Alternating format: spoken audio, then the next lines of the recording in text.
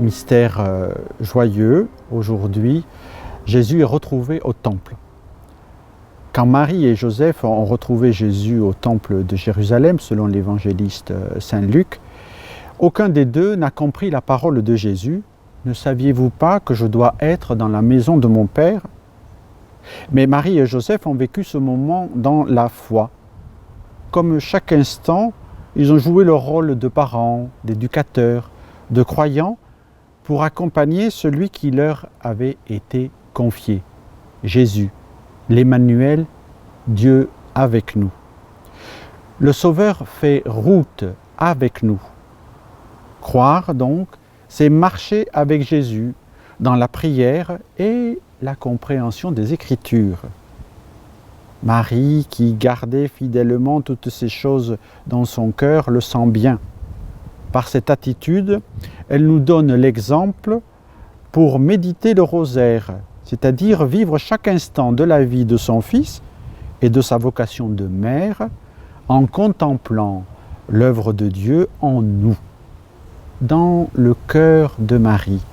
Chaque disciple de Jésus, chacun de nous, trouve accueil et consolation, puisque Jésus nous l'a présenté en disant « Voici ta mère ».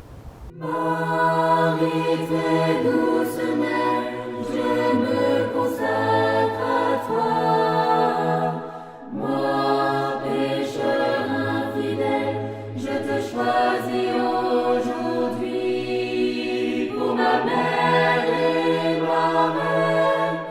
Fais de moi parfait disciple, présente-moi à Jésus, qu'il me reçoive par toi.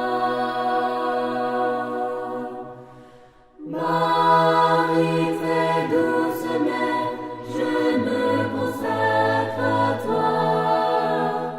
Moi, pécheur infidèle, je te choisis aujourd'hui pour ma mère et ma reine. Fais de moi parfait disciple, présente-moi à Jésus, qui me reçoive par toi. Jésus est retrouvé au temple. Ce que dit Luc à propos de Jésus qui grandissait, non seulement en âge, mais aussi en sagesse, est important. D'une part, d'après la réponse de l'enfant de 12 ans, il est évident qu'il connaît le Père, Dieu, de l'intérieur. Lui seul connaît Dieu, pas seulement à travers des êtres humains qui témoignent de celui-ci, mais il le reconnaît en lui-même. En tant que fils, il est intimement lié au Père. Il vit en sa présence, il le voit. Jean dit qu'il est l'unique qui est dans le sein du Père et qui, pour cette raison, peut le faire connaître. C'est justement cela qui devient évident dans la réponse de l'enfant de 12 ans. Il est auprès du Père, il voit les choses et les hommes à sa lumière. Toutefois, sa sagesse augmente. En tant qu'homme, il ne vit pas dans une omniscience abstraite, mais il est enraciné dans une histoire concrète, dans un lieu et dans un temps, dans les différentes phases. Il apparaît donc ici de manière très claire qu'il a pensé et appris de manière humaine. Il devient clair qu'il est vrai homme et vrai Dieu. Joseph Ratzinger, pape Benoît XVI, dans le livre « L'enfance de Jésus ».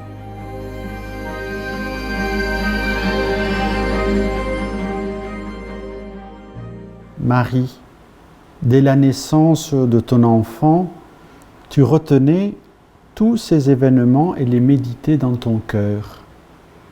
Tu reconnaissais que tout provient de la volonté de Dieu. Tu ne t'arrêtes pas à une première compréhension superficielle de ce qui se passe dans ta vie. mais tu sais regarder en profondeur et te laisser interpeller par les événements. L'humilité profonde de ta foi obéissante te permet d'accueillir ce que tu ne comprends pas de prime abord dans l'action de Dieu, qui ouvre ton esprit et ton cœur. C'est en raison de ta foi que toutes les générations t'appellent bienheureuse.